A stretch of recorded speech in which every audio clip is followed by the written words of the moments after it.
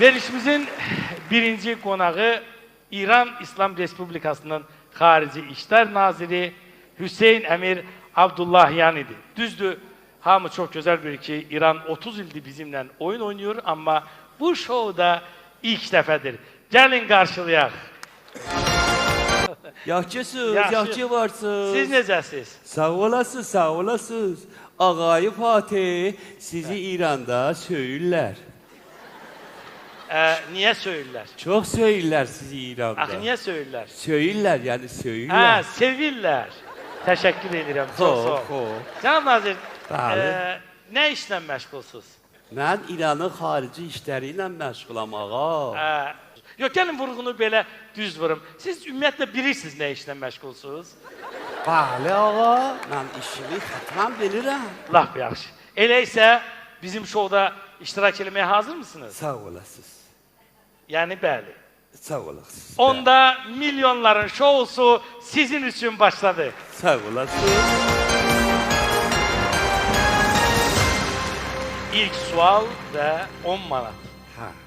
İranda yaşayan bu millətlərdən hansının öz dilində məktəbi yoxdur? A. Farsların, B. Ermənilərin, C. Azərbaycanlıların və D. İranda ümumiyyətlə məktəb yoxdur. Ağa Fatih, ümumiyyətlə İranda məktəb var. Məktəbdə oxuyan şagirdlər də var. Farsların da məktəbi var. Ermənilərin də məktəbi var. Amma Azərbaycanlıların məktəbi yoxdur. Siz demək istəyirsiniz ki, İranda yaşayan 30 milyon Azərbaycanlıların öz dilində məktəbi yoxdur, amma 60 min erməninin öz dilində məktəbi var. Var, var. Bəli, cavab odur. Cavab Azərbaycanlıların İranda məktəbləri yoxdur. Bu nümayişdə ki, İranın Xarici İşlər Naziri ilə danışıqda, yəni onu bir komik ya komedi formada təqdim eləməyə çalışıblar Azərbaycanda. Bir-iki nöqtəni izah etmə və ya tənqidi mövqeyimi göstərmək istərəm. Bu klipdə və ya bu oyunda ən böyük tənqidə layiq nöqtə bizim millətimizi Azərbaycanlı tanıtdırmaqdır. Azərbaycan bölgəsində və ya əyalətində yaşayan hər bir insan onun milli kimliyinə baxmayaraq Azərbaycanlıdır. Yəni, məsələn, indi bugün Azərbaycan Cumhuriyyətində bir Kürd, bir Talış və ya bir Gürcü varsa, ya erməni varsa, onlar da Azərbaycanlıdırlar. Yəni, hər bir siyasi coğrafiyada yaşayan insan o coğrafiyanın adına aid dövlətdə bir vətəndaş sayılır, Azərbaycanlı sayılır. Azərbaycanlıların hamısı türk deyil və türklərin hamısı da İranda, Azərbaycanda yaşamırlar. Azərbaycan bölgəsini çıxanda indi məsələ Saviyə gəldiyində, Xorasana getdiyində, Qəşqaiyə getdiyində, İsfahana getdiyində orada türklər Azərbaycanlı mı? Yəni bu yanlışlıq. Yəni Azərbaycan dövlətində bu milli kimliyin təqdimi haqda milli kimlik Azərbaycanlı, milli dil Azərbaycanca kökündən caydırıcı bir qavramlar və bir milləti, bir etno milləti dünyada parçalamaq və baltalamaq mənasındadır. Yəni indi Azərbaycan Cumhuriyyətində məsələn erməni var, Gürcü var, Kürd var, Talış var. Onlar Azərbaycanlı deyilmi? Onlar Azərbaycanlı deyil nədirlər? Amma onların heç bir türk deyil ki. Bizim Azərbaycanda da yaşayanların hamısı türk mü?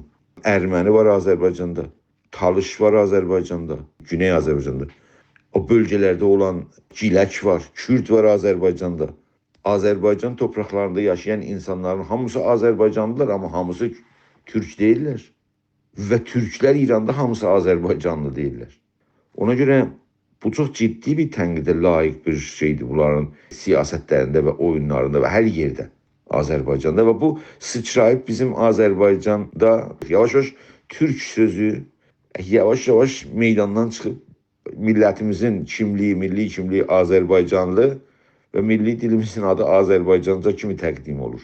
Bu kökündən caydırıcı və yanlışdır, buna tənqid lazımdır hər anda. Hər yerdə buna tənqid lazımdır. Bunu yayanda məncə bu klipi hər kim yayır, bunun aşağısında bunun yanlışlarını qeyd etməlidir. İkinci yanlış məsələ ki var burada, Xarici İşlər Nazirinin dilini Güney Azərbaycanda məsələn Təbrizdə nəzərə alıb və onu tənqid altına alırlar. Bir əvvəl söyməklə başlayır ki, sevmək yerinə söymək, yəni yaman Yovuz demək kimi istifadə edirik. Güya məsələn İran Xarici İşlər Naziri belə bir dillə danışır. Yəni İranın Xarici İşlər Nazirliyi Güney Azərbaycandakı mövcud ləhcəni götürüblər, o ləhcəyə tənqidi gözlə baxırlar.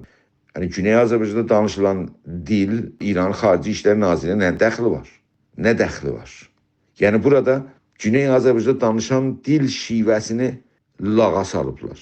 Komediyə çeviriblər. Burada ikinci bölümdə o tənqidlərdən. Yəni güya Güney Azərbaycandakı türk dili İran rejiminin rəsmi nümayəndələrinin dilidir kimi ələ alınıb və o tənqid və ya lağa qoyulur. Ona görə bu klipi məncə yayanda bu izahatda ondan sonra gətirmək lazımdır ki, o nümayişi bərpa edənlər bir türlü qulaqlarına gəlsin və ya qulaqlarına çatsın ki, bu böyük caydırıcı yanlışlıqları gələn nümayişlərində ən azı yerləşdirməsinlər. Bir çarə qılsınlar, bir iş görsünlər.